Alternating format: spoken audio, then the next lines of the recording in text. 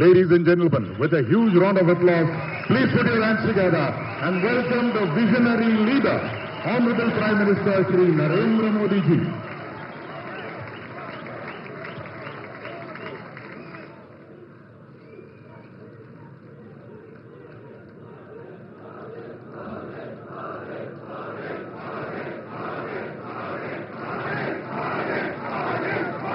नमस्कार।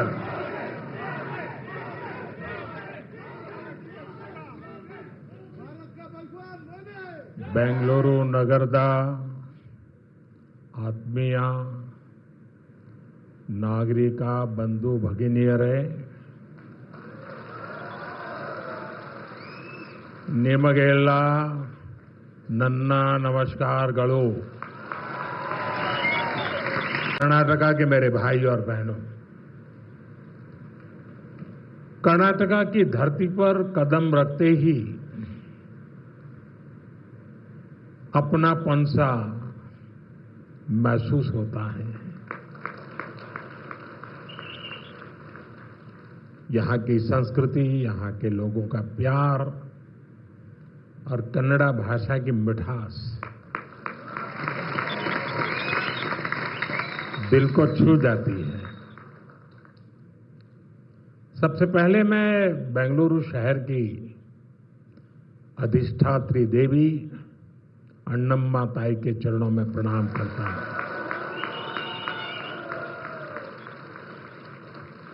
सदियों पहले नाड़ प्रभु केम्पेगौड़ा जी ने बेंगलुरु शहर की नींव रखी थी।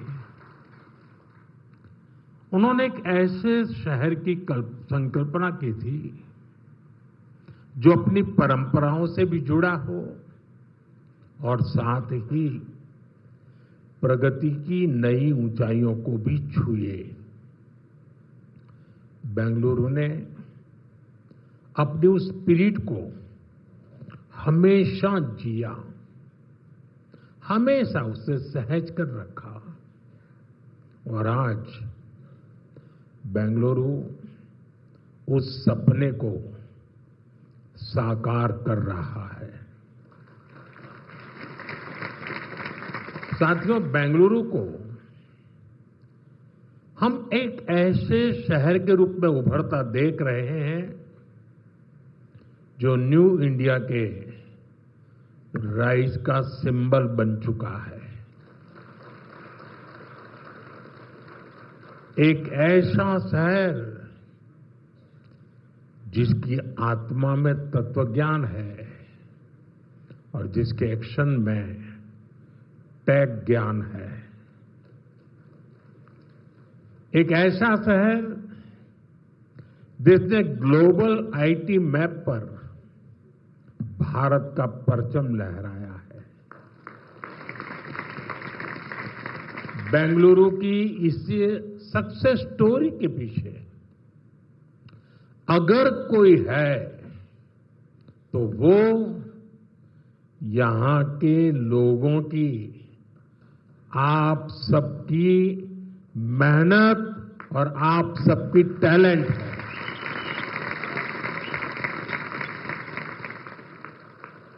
फ्रेंड्स, 21वीं सदी में अर्बन प्लानिंग और अर्बन इंफ्रास्ट्रक्चर हमारे शहरों की बहुत बड़ी आवश्यकता है। बेंगलुरु जैसे शहरों को हमें भविष्य के लिए भी तैयार करना है। बीते समय में बेंगलुरु के लिए भारत सरकार की तरफ से हजारों करोड़ रुपए की योजनाएं शुरू की गई हैं। आज इस अभियान को नई गति मिल रही है। आज बेंगलुरु मेट्रो येलो लाइन का शुभारंभ हुआ है। मेट्रो फेज 3 की आधारशिला भी रखी गई है।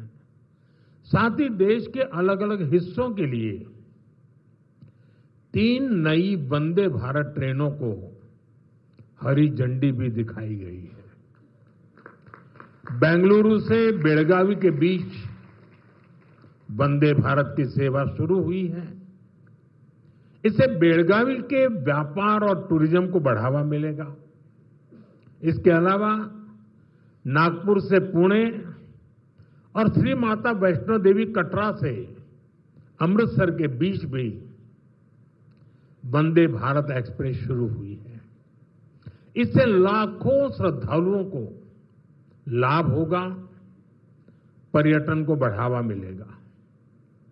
मैं इन सभी प्रोजेक्ट्स के लिए वंदे भारत ट्रेनों के लिए बेंगलुरु, कर्नाटका और देश के लोगों को बहुत बहुत बधाई देता हूं।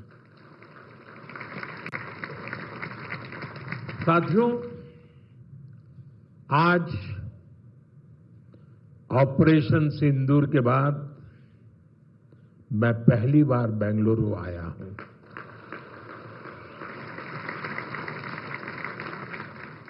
ऑपरेशन सिंदूर में भारतीय सेनाओं की सफलता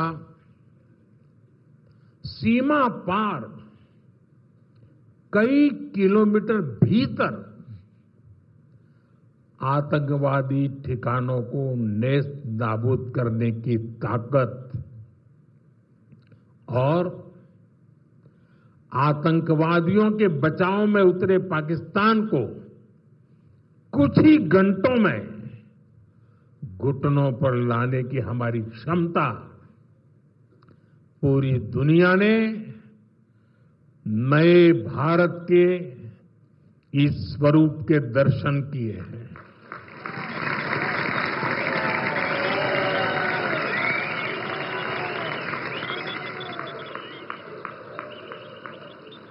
ऑपरेशन सिंदूर की सफलता के पीछे बहुत बड़ी वजह हमारी टेक्नोलॉजी और डिफेंस में मेक इन इंडिया की ताकत है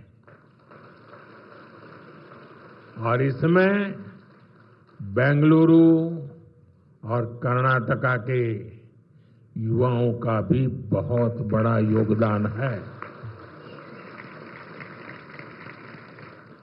मैं इसके लिए भी आज आप सभी का अभिनंदन करता हूं। साथियों, आज बेंगलुरु की पहचान दुनिया के बड़े सिटीज के साथ होती है। हमें ग्लोबली कॉम्पीट भी करना है, इतना ही नहीं, लीड भी करना है। हम तभी आगे निकलेंगे जब हमारे शहर स्मार्ट होंगे, फास्ट होंगे, एफिशिएंट होंगे। इसलिए आज मॉडर्न इंफ्रा के लिए प्रोजेक्ट पूरे कराने पर हमारा इतना जोर है। आज आरवी रोड से बोम्मा संद्रा तक येलो लाइन शुरू हुई है। ये बेंगलुरु के कई अहम एरियाज को आपस में कनेक्ट करेगी। बसवनगुड़ी से इलेक्ट्रॉनिक सिटी तक ये सफर में भी अब सब कम समय लगेगा। इससे लाखों लोगों के जीवन में ईज ऑफ लिविंग बढ़ेगी, ईज ऑफ वर्किंग बढ़ेगी। साथियों, आज येलो लाइन के लोकार्पण के साथ ही हमने फेज 3 यानी ऑरेंज लाइन का भी शिलान्यास किया है। जब ये लाइन शुरू होगी तो येलो लाइन के साथ मिलकर डेली 25 लाख पैसेंजर्स को फैसिलिटेट करेगी। 25 लाख पैसेंजर्स।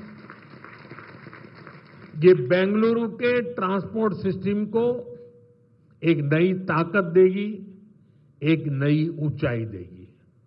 साथियों, बेंगलुरु मेट्रो ने देश को पब्लिक इंफ्रास्ट्रक्चर डेवलपमेंट का एक नया मॉडल भी दिया है। बेंगलुरु मेट्रो कई अहम स्टेशनों के लिए इन्फोसिस फाउंडेशन, बायोकॉन और डेल्टा इलेक्ट्रॉनिक जैसी कंपनियों ने पार्ट फंडिंग की है।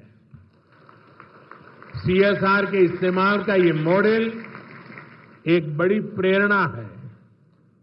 मैं इस अभिनव प्रयास के लिए कॉरपोरेट सेक्टर को बहुत बहुत बधाई देता हूं। साथियों, आज भारत दुनिया की फास्टेस्ट ग्रोइंग मेजर इकोनॉमी है। पिछले 11 इयर्स में हमारी इकोनॉमी 10वें नंबर से टॉप 5 में पहुंच गई। हम बहुत तेजी से टॉप 3 इकोनॉमी बनने की ओर आगे बढ़ रहे हैं। ये स्पीड हमें कैसे मिली है? ये स्पीड हमें रिफॉर्म, परफॉर्म, ट्रांसफॉर्म की स्पिरिट से मिली है। ये स्पीड हमें साफ नियत और ईमानदार प्रयासों से मिली है। आप याद करिए, 2014 में मेट्रो सिर्फ 5 शहरों तक सीमित थी, 5 सिटीज। अब 24 सिटीज में 1000 किलोमीटर से ज्यादा मेट्रो नेटवर्क है। भारत अब दुनिया का तीसरा सबसे बड़ा मेट्रो नेटवर्क वाला देश बन गया है। 2014 से पहले लगभग 20,000 किलोमीटर रेल रूट का इलेक्ट्रिफिकेशन हुआ था। यानी देश आजाद होने से 2014 तक हमने पिछले 11 इयर्स में ही 40,000 किलोमीटर से अधिक रेल रूट पर इलेक्ट्रिफिकेशन किया है।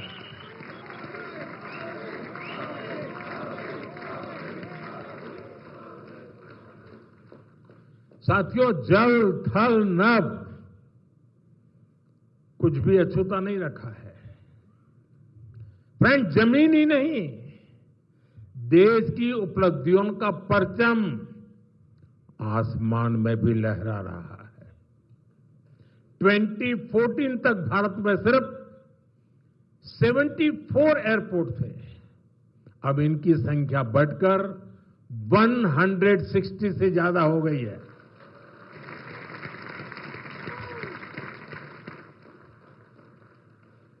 नभ की सिद्धि, थल की सिद्धि और जल की भी वाटरवेज का आंकड़ा भी उतना ही शानदार है। 2014 में सिर्फ 3 नेशनल वाटरवेज ऑपरेशनल थे। अब यह संख्या बढ़कर 30 हो चुकी है। साथियों, हेल्थ और एजुकेशन सेक्टर में भी देश ने एक बड़ी जंप लगाई है। 2014 तक हमारे देश में सिर्फ 7 एम्स और 387 मेडिकल कॉलेज थे। अब 22 एम्स और 704 मेडिकल कॉलेज लोगों की सेवा में जुटे हैं। बीते 11 साल में देश में मेडिकल की 1 लाख से ज्यादा नई सीटें जुड़ी है। आप कल्पना कर सकते हैं इससे हमारे मिडिल क्लास के बच्चों को कितना फायदा है। इन 11 वर्षों में आईआईटी की संख्या भी 16 से बढ़कर 23, ट्रिपल आईटी की संख्या 9 से बढ़कर 25 और आईएम्स की संख्या 13 से बढ़कर 21 हो चुकी है। यानी आज स्टूडेंट्स के लिए हायर एजुकेशन में ज्यादा से ज्यादा मौके बन रहे हैं। साथियों, आज देश जिस गति से आगे बढ़ रहा है, उसी गति से गरीब और वंचित का जीवन भी बदल रहा है। हमने प्रधानमंत्री आवास योजना के तहत 4 करोड़ से अधिक पक्के घर दिए हैं।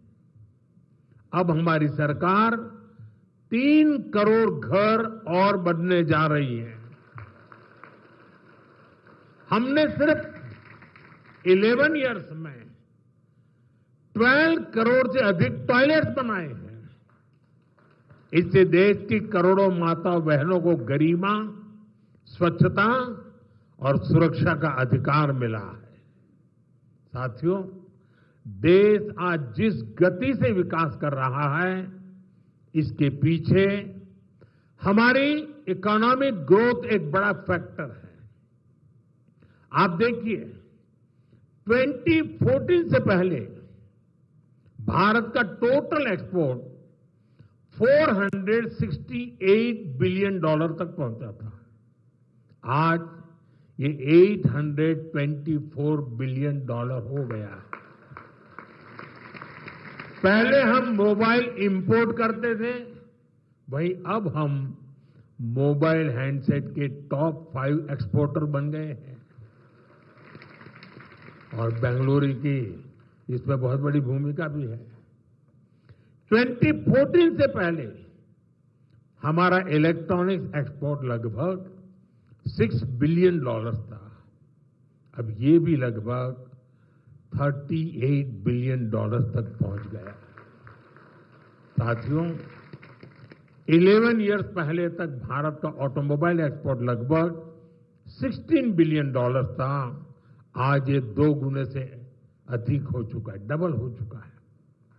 और भारत ऑटोमोबाइल का 4था सबसे बड़ा एक्सपोर्टर बन गया है। ये उपलब्धियां आत्मनिर्भर भारत के हमारे संकल्प को मजबूती देती है। हम मिलकर आगे बढ़ेंगे और देश को विकसित बनाएंगे। साथियों, विकसित भारत न्यू इंडिया की ये यात्रा डिजिटल इंडिया के साथ कदम से कदम मिलाकर पूरी होगी। आज हम देख रहे हैं, इंडिया एआई मिशन जैसी योजनाओं से भारत ग्लोबल एआई लीडरशिप की दिशा में आगे बढ़ रहा है। सेमीकंडक्टर मिशन भी अब स्पीड पकड़ रहा है। भारत को जल्द ही मेड इन इंडिया चिप मिलने जा रही है। आज Bharat low cost, hitech space mission का ग्लोबल उदाहरण बन गया है। यानी फ्यूचरिस्टिक टेक्नोलॉजी से जुड़ी जो भी संभावनाएं हैं, भारत उन सब में आगे बढ़ रहा है। और भारत के इस एडवांसमेंट की सबसे खास बात है एम्पावरमेंट ऑफ पुअर। आप देखिए, आज देश में डिजिटाइजेशन का दायरा गांव-गांव तक पहुंच चुका है। यूपीआई के जरिए दुनिया का 50% से ज्यादा रियल टाइम ट्रांजैक्शन भारत में हो रहा है। दुनिया का 50%। टेक्नोलॉजी की मदद से हम सरकार और नागरिकों के बीच की दूरी कम कर रहे हैं। आज देश में 2200 से ज्यादा सरकारी सेवाएं मोबाइल पर उपलब्ध है। उमंग ऐप से आम नागरिक घर बैठे सरकारी काम निपटा रहा है। डिजी लॉकर से सरकारी प्रमाण पत्रों का झंझट खत्म हुआ है। अब हम एआई पावर्ड थ्रेट डिटेक्शन जैसी टेक्नोलॉजीज में भी निवेश कर रहे हैं। हमारा प्रयास है कि देश में डिजिटल रिवॉल्यूशन का फायदा समाज के आखिरी व्यक्ति तक पहुंचे। और इस प्रयास में बेंगलुरु पूरी सक्रियता से काम कर रहा है।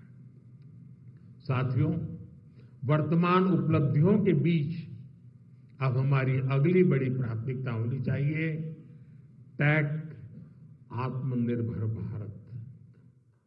इंडियन टेक कंपनियों ने पूरी दुनिया में अपनी छाप छोड़ी है। हमने पूरे वर्ल्ड के लिए सॉफ्टवेयर्स और प्रोडक्ट्स बनाए हैं। अब समय है हम भारत की जरूरतों को और ज्यादा प्रायोरिटी दें। हमें नए प्रोडक्ट्स डेवलप करने में और तेजी से आगे बढ़ना है। आज हर डोमेन में सॉफ्टवेयर और ऐप्स का इस्तेमाल हो रहा है। इसमें भारत नई ऊंचाई पर पहुंचे, ये बहुत जरूरी है। जो इमर्जिंग फील्ड्स है, हमें उनमें भी लीड लेने के लिए काम करना होगा। हमें मेक इन इंडिया में मैन्युफैक्चरिंग सेक्टर में भी बेंगलुरु और कर्नाटका की प्रेजेंस को और मजबूत करना है।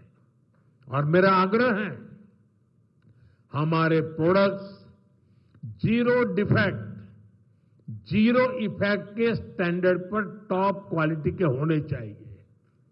यानी बिना डिफेक्ट वाले प्रोडक्ट हो और उन्हें बनाने का नेगेटिव इफेक्ट पर्यावरण पर भी न पड़े। मेरी अपेक्षा है कर्नाटका का टैलेंट आत्मनिर्भर भारत के इस विजन को लीड करे। साथियों, केंद्र सरकार हो या राज्य सरकार, हम सभी जनता की सेवा के लिए हैं।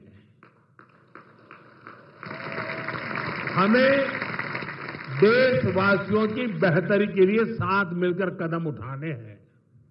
इस दिशा में एक जो सबसे जरूरी जिम्मेदारी है, वो है नए reforms.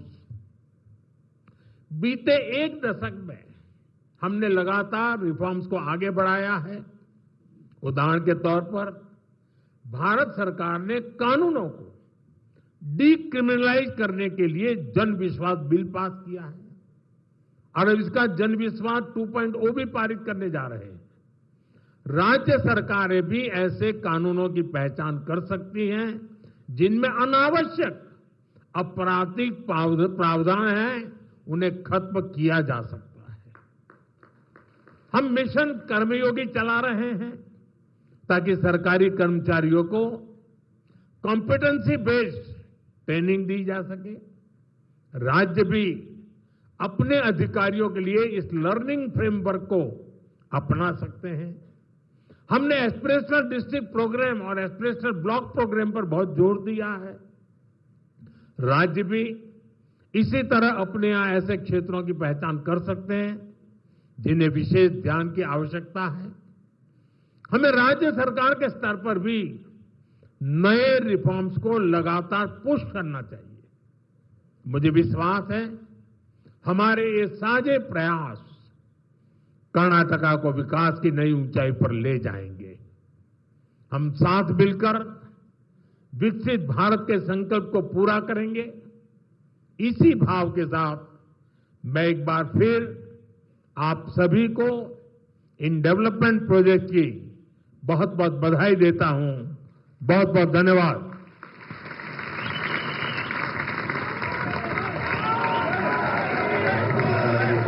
Narendra Modi ji has called upon the entire citizens of Karnataka to be a part of India's growth story. Let's give a huge round of applause and thank the Honorable Prime Minister for his highly visionary address.